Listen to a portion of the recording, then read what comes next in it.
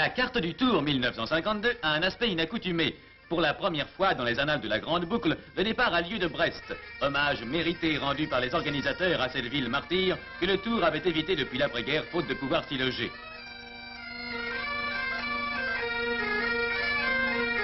Déjà, les coureurs se rassemblent. Tesser et Lazarides, solides rouleurs de l'équipe de France parmi leurs camarades. Gimignani regarde avec intérêt ses premières photos. Bernard Gauthier et Loretti, deux inséparables, arrivent en voiture. De son côté, Robic met la dernière main à son équipement et s'entretient avec le nouveau directeur technique de l'équipe de France, Marcel Vidot. Gino Bartali, le campionissimo, fixe avec soin ses bidons. N'a-t-il pas été déjà 2 fois vainqueur et n'est-ce pas son 7e Tour de France? Coppi, grande vedette, semble fin prêt. Avant les ports, nos Italiens s'amusent à regarder ces bizarres instruments de musique inconnus dans la péninsule. Danseurs et binious sont venus en effet jeter la note pittoresque sur ce grand rassemblement international des gloires cyclistes. Mais le grand moment approche. Tout le monde est à son poste. Et Jacques Godet, directeur de l'épreuve, donne les derniers ordres. Ockers s'apprête. À ses côtés, l'équipe belge qui semble décidée à s'affirmer.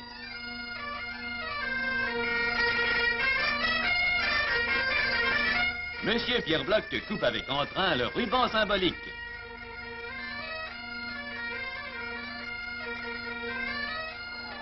À travers Brest, en fait, les coureurs vont gagner la ligne de départ. Voici d'abord les Suisses. Malheureusement, cette année, ni Koblet ni Kubler ne viendront défendre les couleurs helvétiques. Coppi, Bartali et les Italiens. Les tricolores s'en vont à leur tour.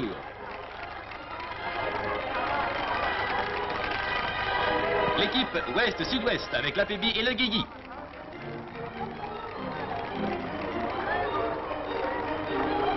En tout, 122 hommes répartis en 12 équipes qui vont rouler pendant près d'un mois tout au long de 4900 km. De réputation, la première étape doit être une étape de mise en jambe assez calme, mais le Tour 1952 ne respecte pas les traditions et dès le début, le train sera rapide.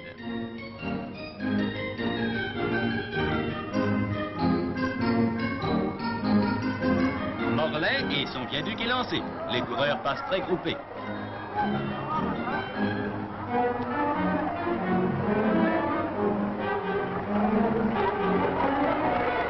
Attaque et contre-attaque se suivent sur ces routes en montagne russe. Et ce n'est qu'après l'emballe que 5 hommes se détachent, Papazian, Pardoen, Vivier, Blum et Van Stenbergen. À Brons, il ne reste que 3 hommes en tête, l'Amiénois Pardoen, Blum et le puissant Rick Van Stenbergen. Se relayant régulièrement au cours des 50 derniers kilomètres, ils prendront 3 minutes d'avance sur le reste du peloton.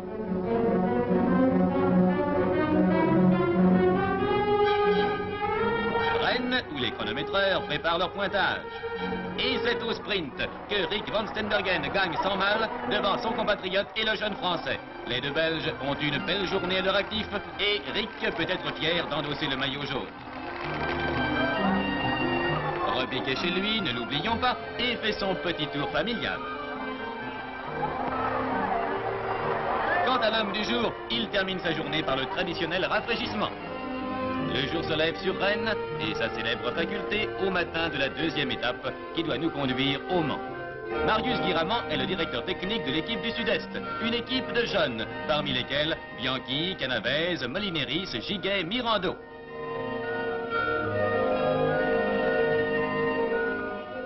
Pachlettner prend des réserves en prévision de la chaleur qui s'annonce menaçante. Ducasso dirige l'équipe de l'Est-Nord-Est, parmi ses membres Dussault. Bovin attend son heure pendant que Pardoen, révélé la veille, se restaure consciencieusement.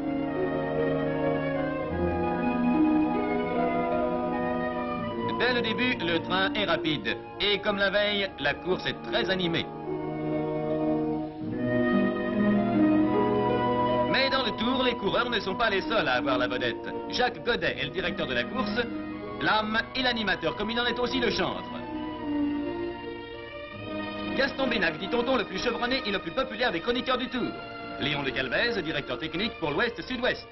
Marcel Bidot, frère de Jean, cherche à distinguer les meilleurs hommes des tricolores. René Bernard à la tête des Nord-Africains. Le Hollandais Kestelenars. Alfredo Binda, célèbre directeur de la squadra italienne.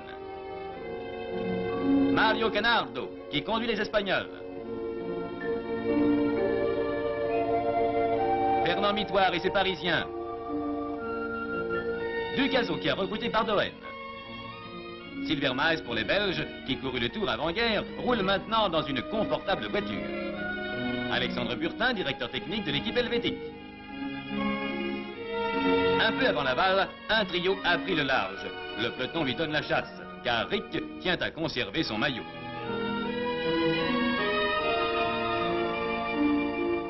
Monsieur Boudard, président des commissaires, surveille consciencieusement toute irrégularité.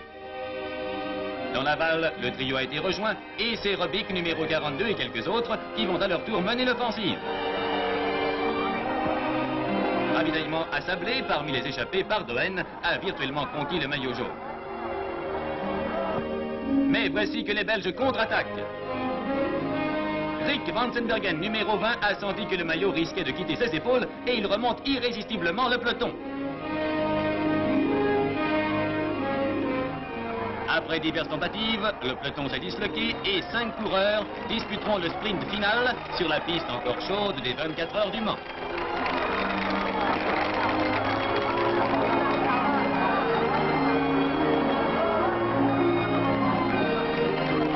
C'est encore un Belge, Rossel, qui a droit aux embrassades, à la prime, aux bonifications. Beau doublé pour les hommes de Silvermeis.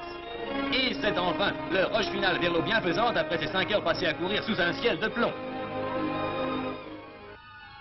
Dès le départ du Mans, le Tour passe devant la statue des frères Wright, pionniers de l'aviation. Est-ce un signal? Quelques instants après, plusieurs coureurs s'échappent, dont Bernard Gauthier, Lorédy, Fachletner.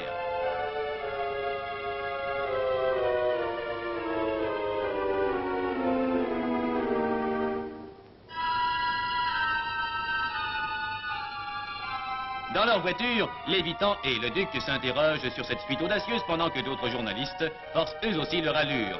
Claude Tiguet médite son article. Fachletner se classe d'emblée parmi les héros du jour, mais une chute l'éliminera.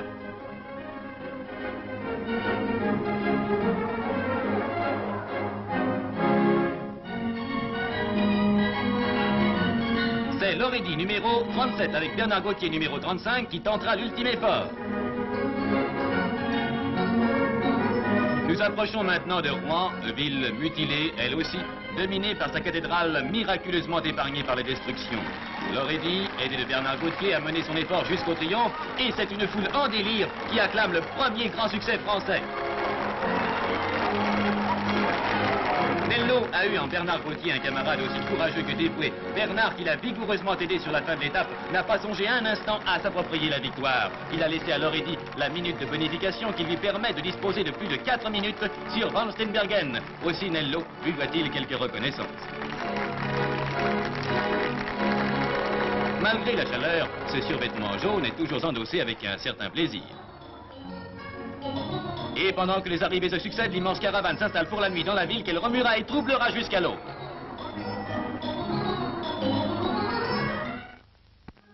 113 coureurs sont repartis de Rouen en cette 4e étape pour franchir les 232 km qui les séparent de Roubaix. Le temps, s'il est possible, est encore plus beau que la veille, mais aussi, hélas, de plus en plus chaud. Le nouveau maillot jaune veille au classement. Et l'on arrive bientôt à Lens.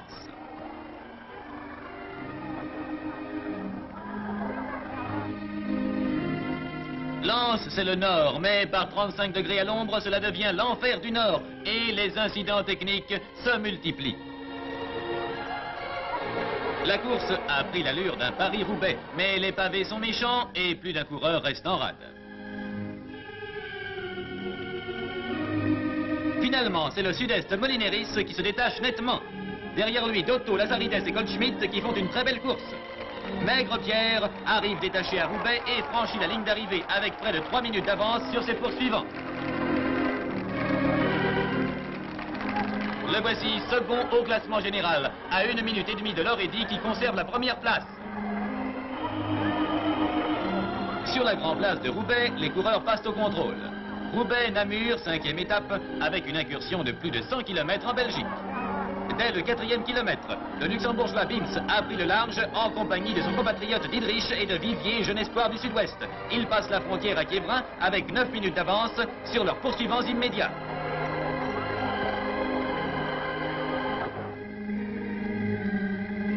Malgré la fatigue, due à la chaleur vraiment pénible et aux bagarres des premiers jours, le peloton contre-attaque. Passage à Mons. Van der Stock remonte régulièrement. Il finira d'ailleurs 3e de l'étape et second du classement général. Les 3 hommes de tête ne sont plus réunis pour longtemps. Une crevaison retardera Vivier et Bins devra changer de roue. Et à Courcelles, Didrich passe seul avec 6 minutes sur les seconds. En pleine possession de ses moyens, il fonce maintenant sur Namur. Derrière lui, Vivier, Van der Stock et Rota se sont regroupés. Franz peut arborer un large sourire. Les choses vont bien pour le Luxembourg. À toute pédale, il fait soif sur la route de Namur. Mais le mécano de Franz vient d'entendre une nouvelle alarmante. Fausto Coppi, resté jusque-là dans le peloton, a décidé de passer à l'attaque et surprend les équipiers français. Mais Didrich a trop d'avance pour être maintenant rattrapé. La foule acclame la victoire prochaine du coureur. Didrich arrive à Namur. Au seuil de cette échappée de 180 km, menée ça depuis plus de 60, Didrich regagne 3 places au classement général.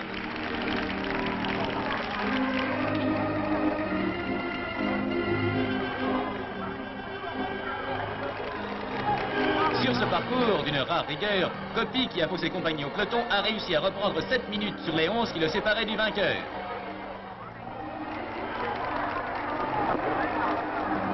Et Namur a délégué cette beauté pour accueillir le Transalpin. Van der Stock, qui a été acclamé comme le nouveau leader et qui, faute d'une seconde, laisse le maillot jaune aux épaules de Loredi. Magny Sumec autant qu'il peut. Et Bartali, qui a lui aussi rattrapé beaucoup de retard. La squadra a fait du bon travail. Namur s'éveille en ce matin de la 6e étape, nimbé d'une brume de chaleur annonciatrice de nouvelles souffrances et de nouvelles épreuves. Chaque jour, une chaleur plus accablante et plus suffocante pompe les énergies et ramollit les courages. Aussi, le peloton quitte les rives de la Meuse à une allure fort raisonnable. La frontière française est franchie avec une demi-heure de retard, mais on ne saurait en tenir rigueur à ces hommes qui peinent par 38 degrés à l'ombre. Une crevaison fait banale en soi devient une épreuve épuisante, mais Van der Stock s'accroche car le maillot jaune ne tient pour lui qu'à 1 seconde à prendre à Loredi. Mais voici que Magny s'échappe et rompt la monotonie de cette lente promenade. Le Toscan a sauté dans la roue de Kibaeli, mais celui-ci a crevé très vite et Fiorenzo roule seul dans son style si particulier. Le peloton mettra longtemps à réagir et ce sont les Suisses Puller et Wellenmann qui vont se lancer à sa poursuite en compagnie de Sabadini.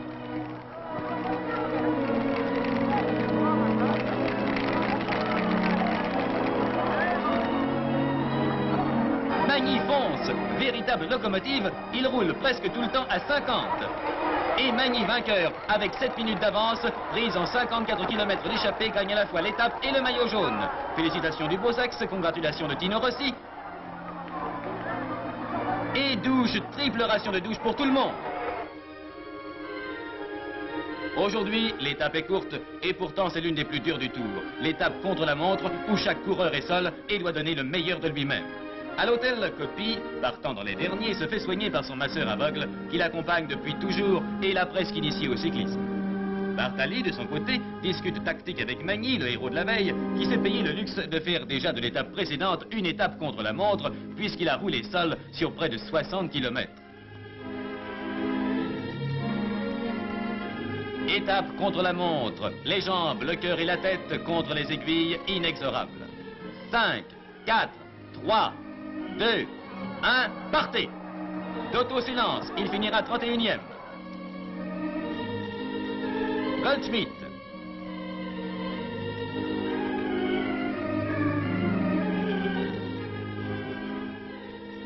Fausto Coppi, inquiet au départ, a trouvé la cadence. Dans cette étape de la vérité, il abat son jeu d'un seul coup. Loredi se défend merveilleusement et semble se rapprocher du maillot jaune. Magny, qui ne semble pas se ressentir de son effort de la veille, toujours puissant. Arrivée de l'Espagnol Ruiz, suivi de Bartali. Fausto Coppi, malgré deux crevaisons qui lui prennent une minute, arrive dans le meilleur temps à Nancy et se trouve troisième au classement général. Magny, qui se classe 9e, perd le maillot jaune. Bidot a eu presque plus chaud que ses coureurs, mais Loredi a réussi à reprendre la première place avec 10 secondes d'avance sur Magny.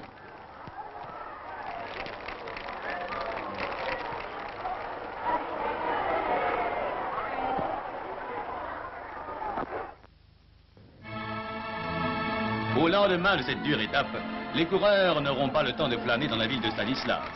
Dès 8 heures, ils sont en selle, les 94 hommes quittent Nancy pour une étape de 252 km, véritable prélude à la montagne, avec à traverser des Vosges sur toute leur longueur et des cols déjà sévères comme ceux de Gros-Pierre, d'Odérène, de Puissang, le Ballon d'Alsace et le Vieil Armand. Il fait chaud, très chaud, et nos rescapés sous ce soleil torride semblent plutôt décidés à jouir du coup d'œil sur le lac de Gérardmer qu'à augmenter la cadence des coups de pédale.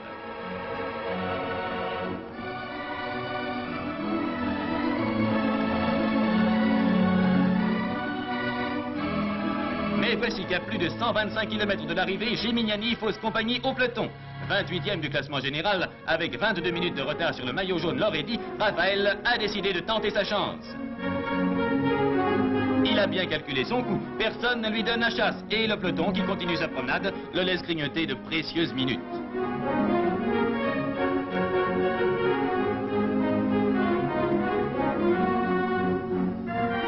Caria et Coppi ne veulent pas que l'écart soit trop sensible et veilleront au classement général de leur équipe.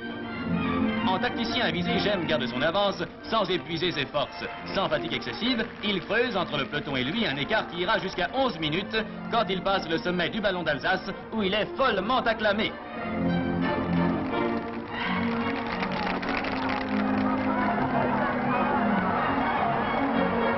Derrière Gimignani, le peloton se ravitaille. Entraîné par les Italiens, il se décide à accélérer un peu l'allure pour la descente sur Mulhouse.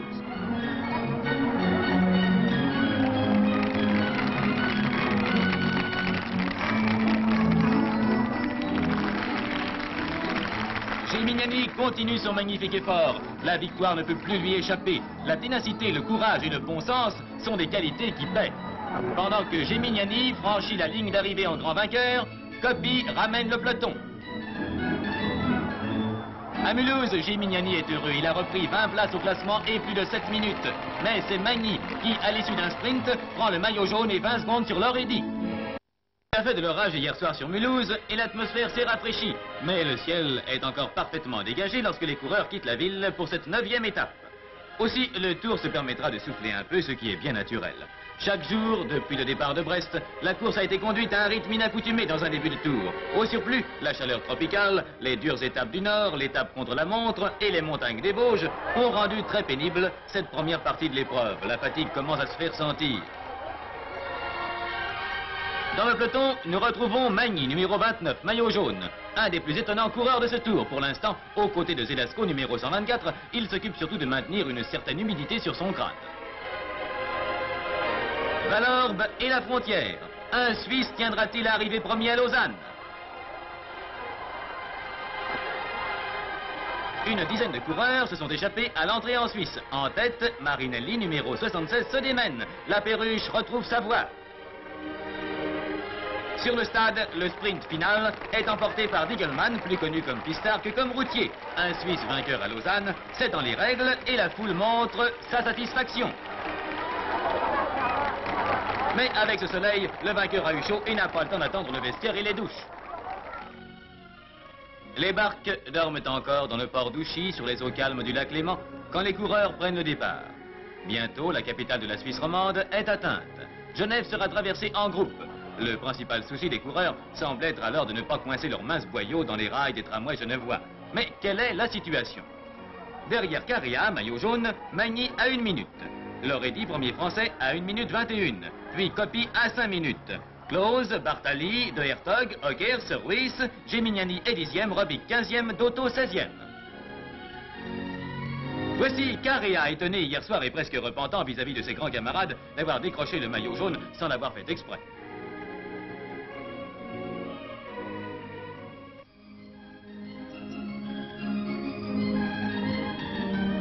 Passage à Visil, dominé par le château du cardinal de Lesdiguières, résidence d'été du président de la République.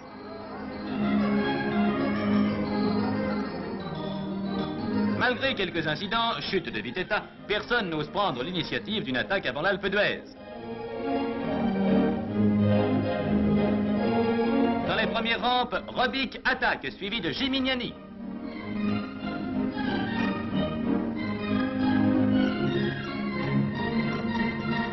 Robic mène un train d'enfer. Ce Robic dont Coppi disait qu'il est tout de même formidable et qu'il émerge toujours quand on ne pense pas à lui.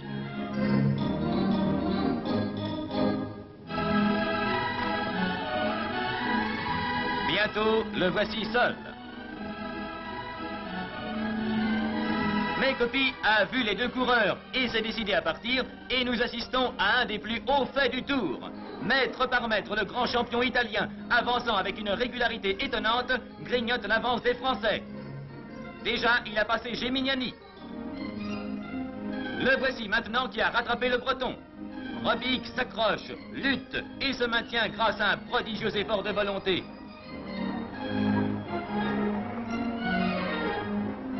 Mais la machine étonnante aux muscles d'acier continue son implacable offensive. Et bientôt, Fausto Coppi roule seul vers la ligne d'arrivée.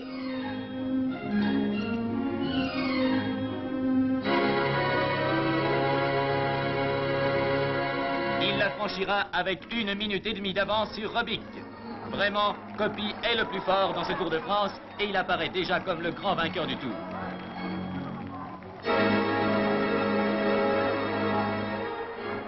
Toutefois, Robic a montré ce que le courage et l'énergie peuvent faire.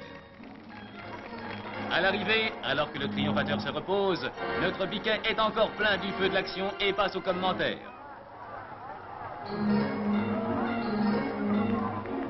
Fleurs, flore, baiser, Coppi pose une fois de plus pour la postérité. Repos à l'Alpe d'Huez. Après 11 jours de luttes ininterrompues, les coureurs ont droit à leur première journée de détente. Marinelli, moins brillant qu'on espérait, se fait masser dans sa chambre. Dotto s'intéresse à l'opinion que les critiques sportifs ont de sa personne.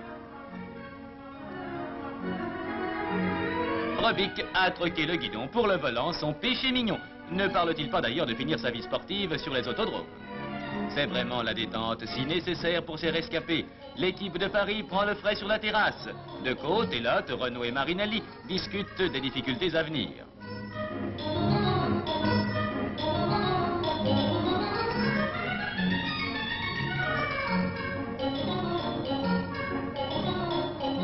Quant au seigneur, Fausto Coppi, entouré de sa squadra fidèle, il est monté admirer le lac Noir, enchâssé dans la haute montagne. Grandeur des Alpes, atmosphère reposante, contraste avec les kilomètres de poussière et de sueur. Coppi, Magny et leurs camarades récupèrent des forces neuves en vue de la grande étape du lendemain qui doit les conduire dans leur patrie.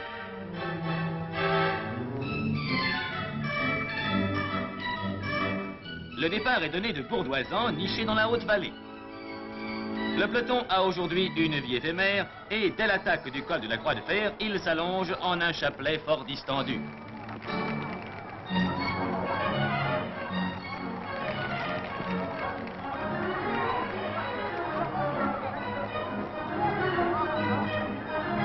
Coppi n'a pas attendu longtemps pour porter une première attaque.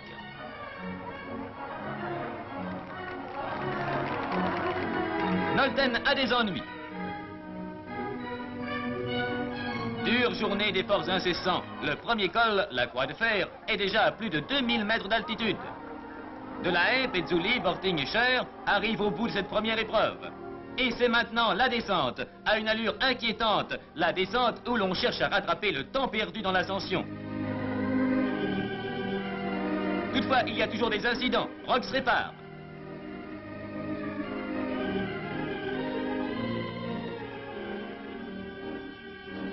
Tout d'un coup, la gueule noire d'un tunnel vous absorbe dans cette hallucinante marche aux enfers.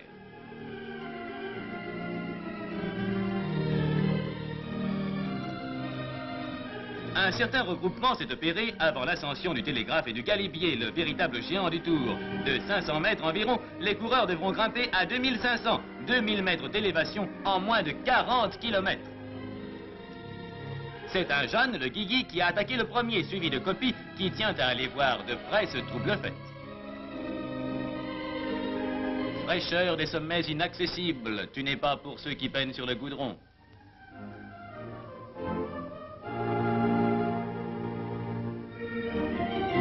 Mais Coppi a sauté le Guigui et contrôle son avantage.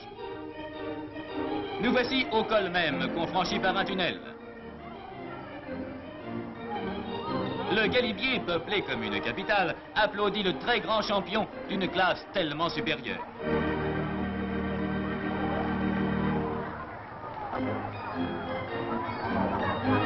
Ruiz a remonté le Guigui et suit Coppi à 2 minutes 35. Le Guigui, qui a très bien monté, passe presque aussitôt.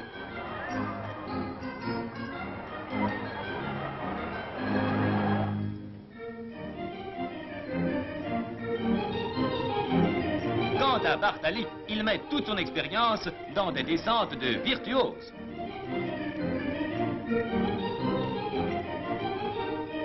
Coppi, toujours Coppi l'étincelant, passe premier au Mont-Genèvre, avec 4 minutes d'avance sur le suivant, Robic, qui a magnifiquement repris, mais que la malchance va accabler. L'aigle vole maintenant vers son aire. Ses compatriotes lui réservent un accueil plus que chaleureux. Coppi entre vivant dans la légende du Tour de France. Encore la dure rampe de Sestrières et c'est la foule hurlante à la gloire de son idole. Moment de grande liesse que l'Italie s'est goûtée passionnément. Bernardo Ruiz seconde l'étape, puis Ockers. Et le Guigui qui vient de sauter Bartali.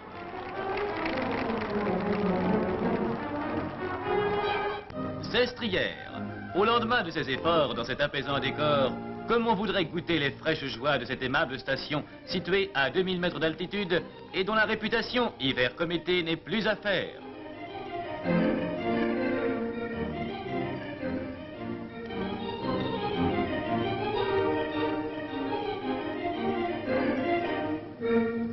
C'est en groupe compact que de Vernante, on attaque le col frontière de Tende, où pourtant, en 5 km de lacet, un groupe comprenant entre autres Robic et Coppi parvient à prendre quelque avance. L'ardeur des premiers communique quelques vies au groupe.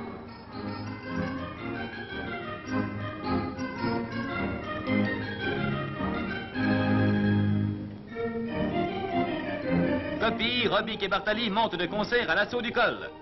Gino s'accroche. Mais Coppi et Robic passent les premiers au tunnel qui marque le col. Robic, qui dans cette journée deviendra leader de l'équipe de France. C'est ensuite la descente vers la France.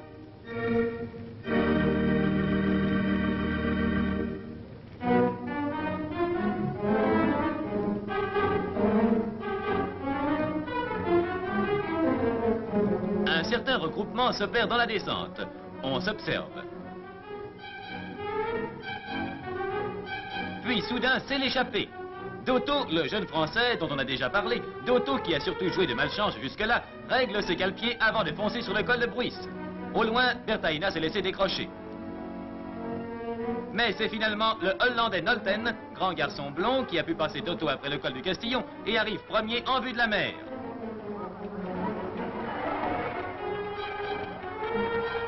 Nolten, qui fait penser à Gerrit Schultz, passe dans la turbie. Son coup de pédale, son allure, son audace, tout en Nolten indique la classe à l'état pur. La foule s'interroge sur l'identité du grand coureur hollandais qui se révèle.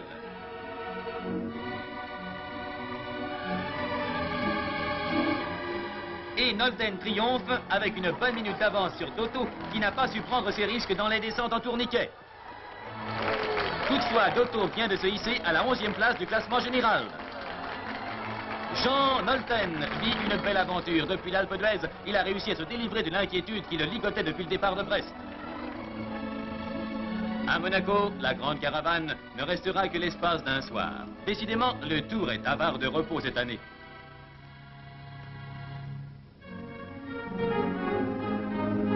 là, la promenade est plus agréable et vous a un petit air de balade en vacances. Au bout de la route, Aix-en-Provence à 214 km, mais à gauche la Grande Bleue et surtout, tout au long du parcours, les estivants en vacances, baigneurs et jolies filles de la côte composent un public d'un aspect particulier qui incite plus au farniente qu'à la poursuite et aux échappées. Passage à la Napoule. Si seulement le règlement permettait une petite trempette ou un petit tour en canoë, mais le tour n'est pas une galéjade et il faut continuer à pousser sur les pédales. Il faudra attendre Saint-Raphaël pour voir apparaître le drapeau rouge à la voiture de Jacques Godet. L'allure change quelque peu car on signale quelques échappées, vite résorbées il est vrai.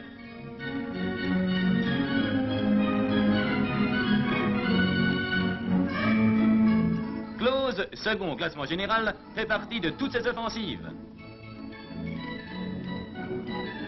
Sous les platanes, à Aix, Toto laisse gagner son camarade Rémi.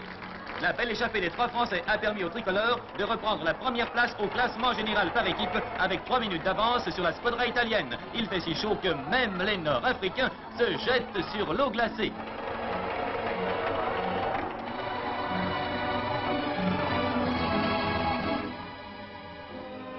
Nous nous rafraîchirons quelques instants à ces sources aixoises, si vous voulez bien nous le permettre, avant de nous élancer à nouveau sous les routes brûlantes, sur les bords desquelles les arbres sont rares. Aujourd'hui, le tour va monter à l'assaut du Ventoux, ce piton rongé par le soleil. Jusqu'au géant de Provence, rien de très spécial à signaler, sinon un Mistral peu plaisant qui gêne les coureurs. Dès les premières rampes du Ventoux, le petit bovin tente sa chance et s'envole littéralement. Il réussit à prendre 7 minutes au suivant. Mais derrière, la vieille garde se secoue et Robic, le têtu, veut voir si la chance va lui sourire aujourd'hui.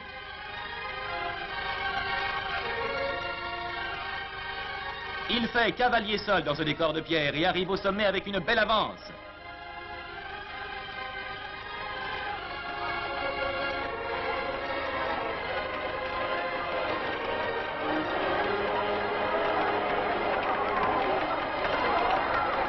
Bartali et Gilabert passent à 2 minutes 15. Dotto et Coppi ensuite à 2 minutes 20.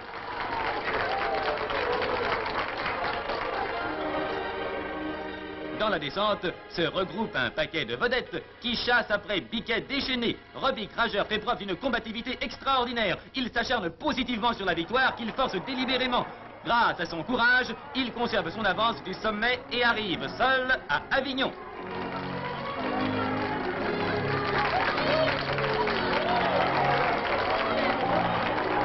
La beauté de l'exploit va défrayer les chroniques et les journalistes en mettent un coup à leur tour. Le Breton n'est plus qu'à 3 minutes de Hockers, ce qui prend la seconde place du classement général. Mais Fausto conserve sa confortable avance. Bartali arrivé second. Mais c'est Biquet qui a droit aux embrassades jumelées. Coppi reçoit aussi des hommages. Et comme toutes les autres, cette étape se termine par une humidification généralisée, bien méritée, reconnaissons-le, avant le tour d'honneur traditionnel. Avignon a retrouvé son animation des grands défilés d'antan. Une foule nombreuse a salué le départ des 81 coureurs partis avec l'espoir de souffler un peu jusqu'aux Pyrénées. Hélas, Decaux, 73 et Corrieri, 26, bouleversent les prévisions et s'envolent dès le départ. Mais le peloton refuse la course au pays de la soif. Il flémarde sous les rares ombrages. À Béziers, capitale du vin, le peloton a pris 15 bonnes minutes de retard. Les deux fuyards sont littéralement déchaînés. N'oublions pas qu'il fait bien 38 à l'ombre, mais le Mistral leur est favorable. La troupe, elle, chasse la canette et s'installe de plus en plus confortablement dans un bon petit retard de 30 minutes. Coppi règle lui-même un petit pas de rentier.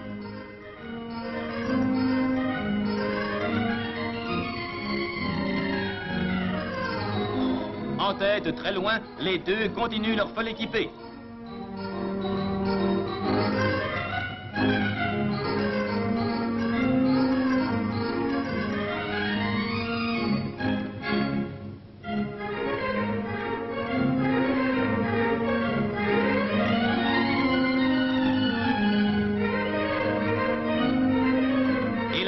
Corrieri a des ennuis pneumatiques.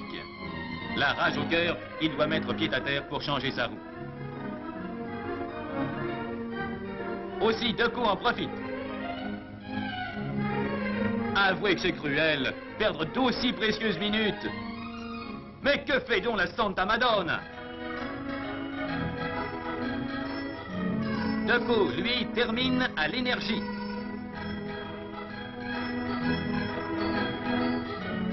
Et il arrive à Perpignan avec sa demi-heure d'avance et sa minute de bonification sur le gros du peloton. Il était temps toutefois que Perpignan se présentât sur la route. Mais il mérite bien le petit bravo d'Élie Brousse. Quant à Corrieri, le Grégario volant, au dire de la presse, il peut sourire. Malgré son léger retard, son exploit lui vaut d'avoir repris la première place pour sa valeureuse Squadra. Quant à l'eau minérale, elle est prise d'assaut ce soir-là.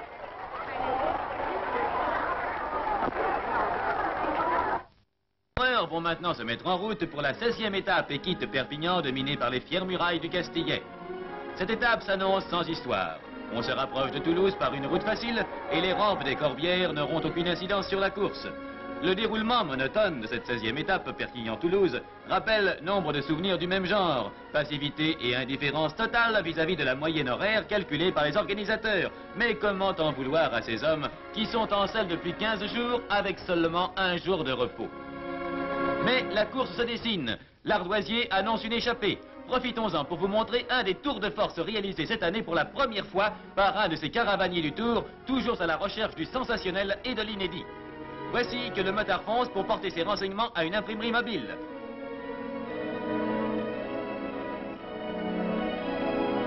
En marche, les rotatives modèles réduits tournent à pleine vitesse, pendant que les rédacteurs préparent déjà l'édition suivante, d'après les renseignements communiqués par les motards.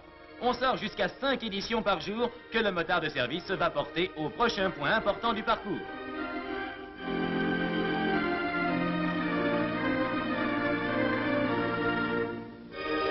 Distribution sur la route.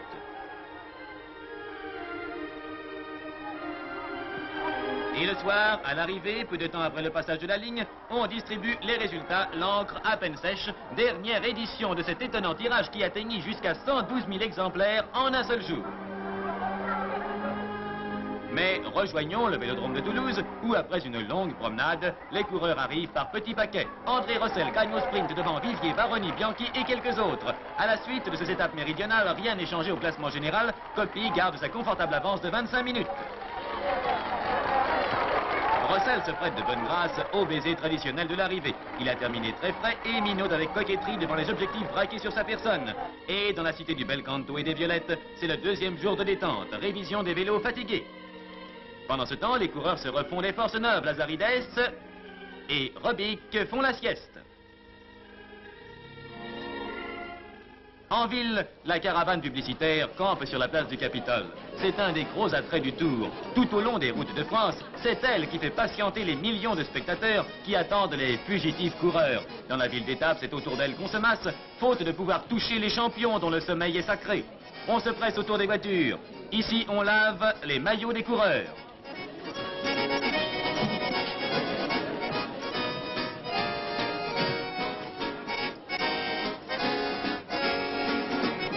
Plus loin, l'accordéon d'Yvette Horner rassemble ses fervents.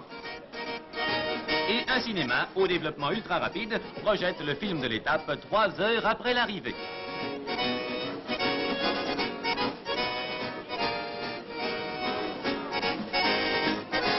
Les plaisirs sont variés et chacun y trouve un spectacle à son goût.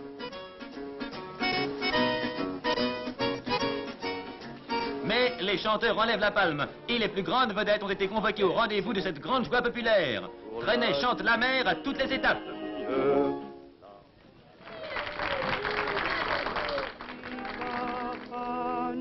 Et la voix de Tino Rossi résonne longuement dans l'âme passionnée des femmes. Du ciel, avec des jouets par milliers. Un soleil matinal éclaire la cité des Violettes et cette ravissante église Saint-Étienne, un des joyaux de la ville rose.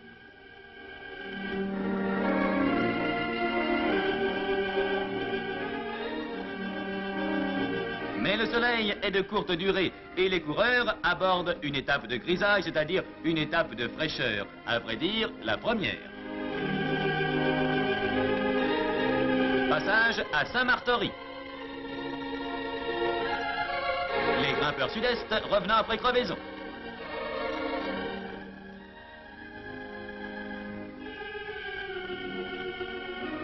Fait à noter, quelques gouttes de pluie font enfin apparaître le premier imperméable de ce 39e Tour de France. Mais la pluie durera à peine et ne mouillera pas le passage des premiers cols pyrénéens.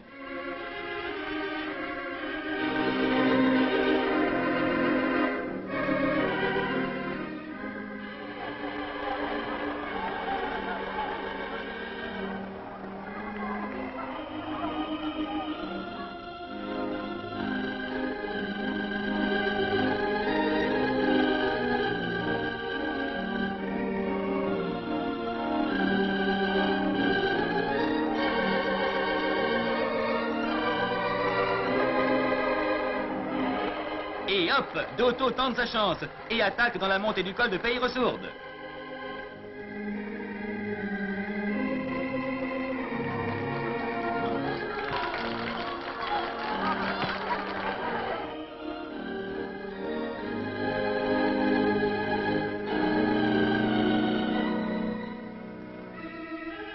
Mais son effort était prématuré et il a été rejoint par Coppi, Ockers, Gelabert et Robic qui passera le premier au sommet.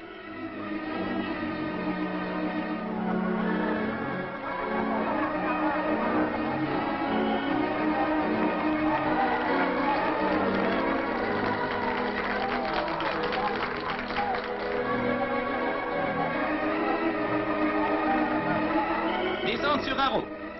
Et aussitôt, on attaque l'Aspin. Parmi les attaquants, la révélation de Guilly, Nolten, Klose, de Gribaldi, Bartali.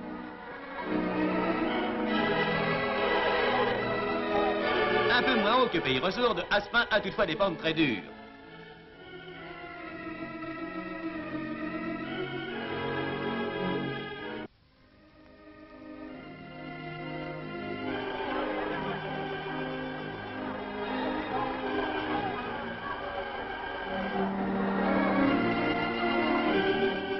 Gimignani s'envole vers le sommet. Robic ne décevra pas ses supporters. Derrière lui, Bartali et le Guilly sprint. Passage de quelques vedettes après les deux hommes.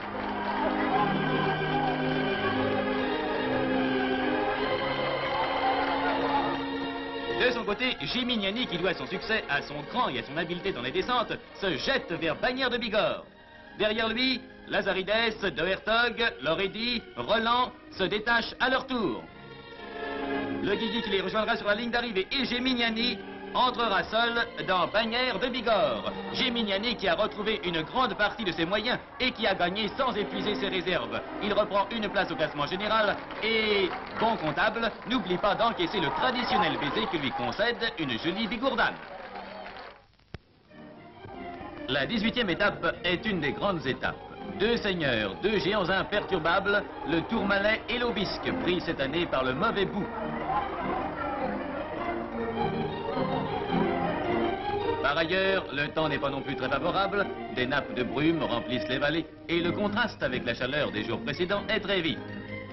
Mais dès les premières rampes du Tourmalet, la sélection se perd dans le peloton. En tête, sous l'impulsion de Coppi, un groupe se forme avec Gelabert, Ockers, Ruiz, Robic et Carrea. Puis Robic passe à l'attaque.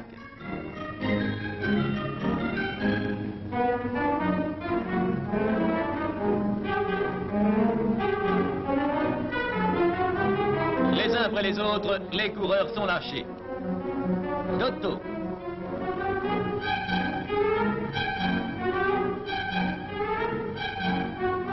Gimignani. Ruiz. Mais Robic lutte toujours. Ockers et Carrea s'accrochent. Mais tous ces jeux ont décidé Coppi qui passait à l'attaque, contrôle son avance et part seul vers les cimes. Le seigneur, le maître, le postissimé Coppi va donner une série de preuves de son écrasante supériorité. Partout où c'est difficile, qu'il fasse chaud ou froid, il sera premier en s'interdisant d'écraser ses adversaires. Le tenace et rusé Ockers se passe ensuite. Quant à Gimignani, il nous donne encore le frisson dans une descente à tombeau ouvert.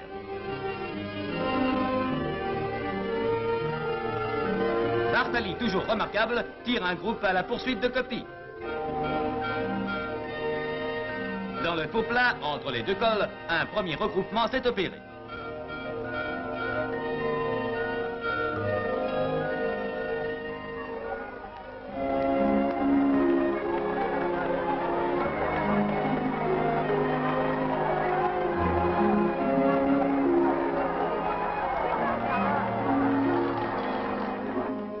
Mais la montée de l'Aubisque aura lieu dans de véritables ténèbres blanchâtres, d'un brouillard épais et très froid, vision hallucinante. De la brume surgissent des formes et des bruits étouffés qui guident les coureurs sur la route grasse.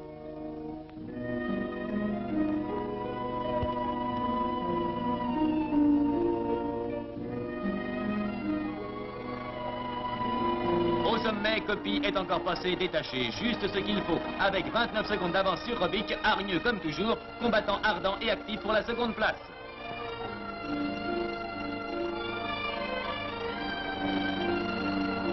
Aux Aubonnes, sorti du brouillard, le Continuissimo va attendre.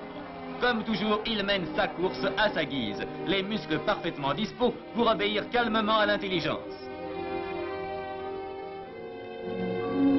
Rockers, Robic sont à sa poursuite et pour une fois s'entendent pour revenir sur le grand transalpin.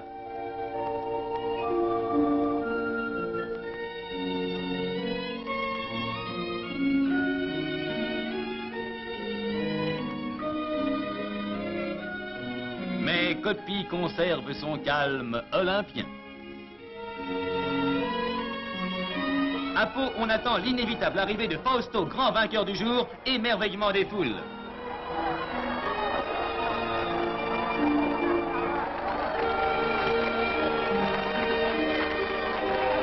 Au sprint, Hocker se bat Robic pour la deuxième place. Après l'effort, chacun réagit à sa manière. Habitude.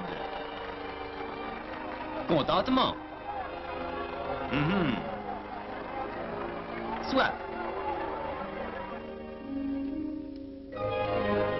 Au cours de cette 19e étape, laissons les coureurs faire leur promenade et regardons un peu ceux qui les accompagnent.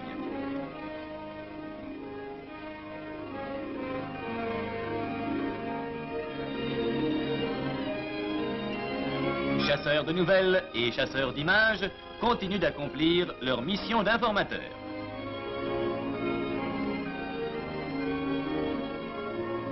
Cette débauche de clichés n'est due qu'aux ennuis d'un coureur, qui nous prouve qu'on doit savoir faire œuvre de mécano tout en roulant. Si l'ennui est pas trop grave, il reste toujours la voiture balai, chargée, comme son nom l'indique, de ramasser les malchanceux. En cas d'accident, une ambulance transporte les infirmières de la Croix-Rouge française.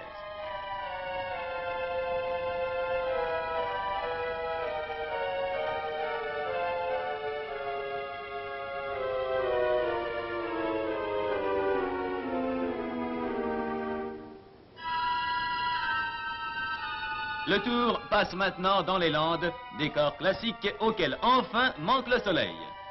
Mais voici que l'ardoisier annonce aux suiveurs qu'une tentative de fugue vient d'avoir lieu. Hans Dekers Hollande a pris son élan vers Bordeaux. Et le drapeau rouge est mis sur la voiture directoriale. À l'approche de la ville, la foule devient plus dense. Bordeaux encore 1 kilomètre avant le but. Dekers pénètre seul sur le vélodrome Archicomble. Il est suivi de très près de son compatriote Borting et du valeureux Pardoen. Embrassade jumelée à nouveau, mais les Hollandais sont partageurs. Dekers dit maintenant un bonjour à sa femme. Pardoen à ses admiratrices. Pendant que dans le bruit d'une foule délirante, les meilleurs radioreporters d'Europe annoncent les résultats à des millions d'auditeurs. Bordeaux, Port-Océane, Cité des Vins, rend autour un paquet de 78 coureurs. Et dès les premiers kilomètres, à peine le grand pont de pierre franchi, les Français attaqueront bien décidés à tout tenter pour regagner les 12 minutes qui les séparent de l'Italie au classement général. Mais à chaque tentative, les Italiens veillent et il est bien difficile de décoller. Un passage à niveau fermé à la sortie d'Arvers casse le peloton. Mais la poursuite s'organise et les leaders sont bientôt rejoints.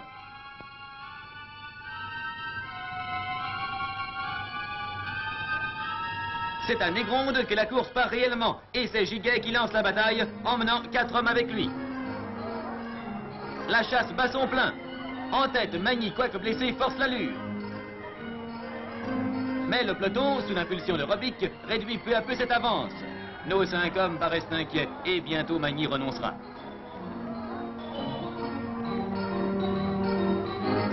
Finalement, c'est un régional, Jacques Vivier, qui arrive premier au stade de Limoges après avoir lâché Van Est, Decaux et Renault. Vivier peut être fier de sa victoire. D'ailleurs, ne le remarque-t-on pas depuis le début du tour? La ville s'éveille à peine dans l'air frisquet du matin quand les rescapés roulent déjà sur Clermont-Ferrand, séparé de la capitale du Limousin par 245 km très accidentés. Pour corser les choses, les organisateurs ont fixé l'arrivée au sommet du Puy-de-Dôme et nous aurons pour la 3e fois l'expérience d'une arrivée en haut d'une rue d'ascension. Les coureurs arrivent ensemble au lac Chambon où les attend le second ravitaillement de la journée. La lutte commence alors à 40 km de Clermont. Gimignani, désireux d'entrer en tête dans sa ville, est parti avec Bovin et Marinelli.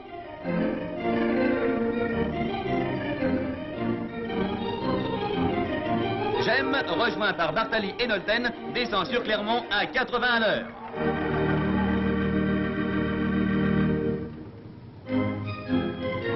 La lutte se circonscrit très vite entre le Vecchio Bartali, très ardent dans ce parcours, et Gimignani, follement acclamé dans son fief.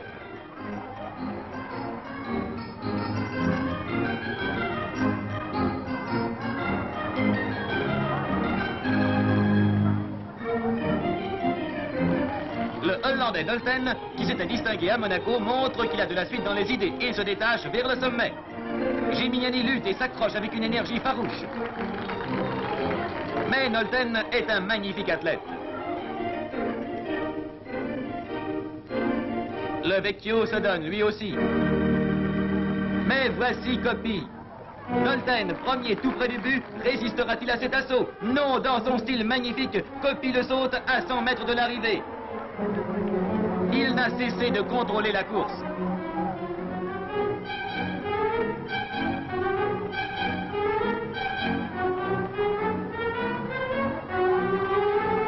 Il lui prendra même 10 secondes avant la ligne.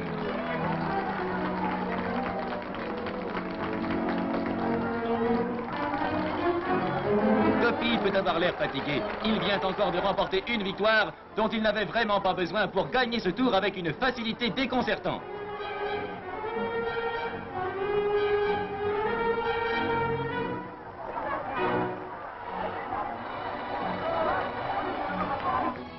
Clermont, à 2 jours de Paris, Dotto soigne particulièrement sa coiffure pour se présenter à son avantage aux nombreux supporters que lui vaut sa belle tenue dans ce tour. Coppi se fait raser les jambes. Espère-t-il offrir moins de résistance au vent? Plus exactement, il prend ce soin, comme la plupart des coureurs, pour éviter les morsures du goudron.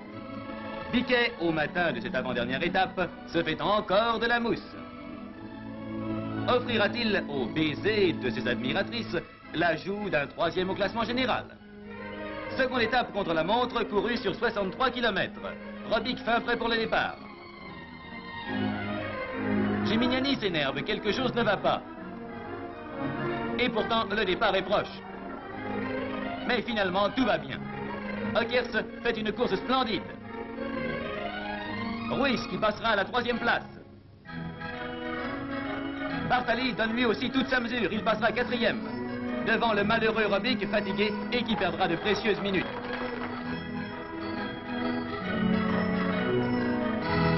Coppi, quant à lui, est resté très en deçà de ses possibilités.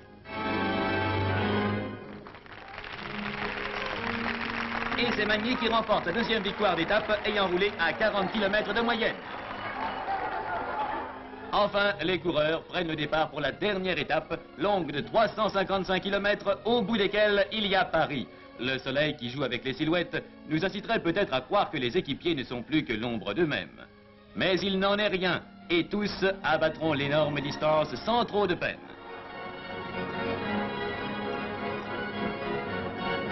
Mais Paris, qui les attend depuis un mois, a tenu à leur réserver un accueil débordant d'enthousiasme. Une foule immense a envahi le Parc des Princes, qui vit tant d'arrivées glorieuses. Il est 5 heures quand les premiers coureurs pénètrent sur la piste. Quel homme remportera l'étape suprême? Une célébrité, un inconnu. Sur ce 4807e kilomètre, le sprint est épique, peut-être plus déchaîné encore que tous ceux qui marquèrent les autres fins d'étape. Et c'est finalement le Caladois Antonin Roland de l'équipe de France qui passe devant le Suisse Vellenman, Panov et Rossel. Un instant, il recueille pour lui seul cette ovation débordante qui s'adresse à tous les hommes de cette gigantesque course. Mais bientôt, la foule s'empare de ses idoles. Ockers le brillant second, dont ce fut le plus beau tour. Bernardo Ruiz, 3e, grand routier espagnol. Bartali, est-ce son dernier tour? Piquet, qui fut le plus grand combattant du tour, retrouve l'épouse qu'il a toujours soutenue de son amour. Fausto Coppi, en ce jour d'apothéose, serre des mains, reçoit des félicitations, goûte la joie sans mélange d'un triomphe total. Pour la 2e fois, Coppi, comme 2 autres Italiens, Bottecchia et Bartali, a remporté le Tour de France. Et pendant que les équipes accomplissent leur tour d'honneur, les vivas et les bravos récompensent ces hommes qui viennent de participer à la plus grande épreuve cycliste du monde.